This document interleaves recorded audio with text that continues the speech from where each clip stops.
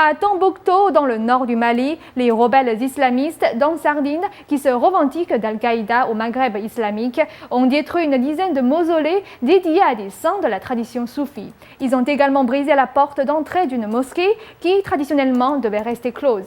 Ces attaques, considérées par beaucoup comme sacrilèges, rappellent la destruction des statues de Bouddha par les talibans dans le centre de l'Afghanistan.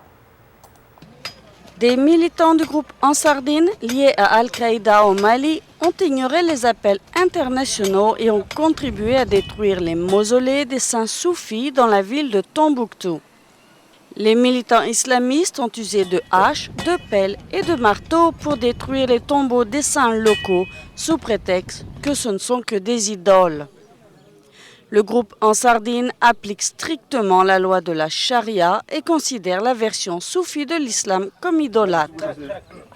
Mais selon les historiens, cette campagne de destruction dans une ville classée par l'UNESCO est en train d'effacer une partie de l'histoire de l'islam en Afrique qui transmet des messages millénaires de tolérance.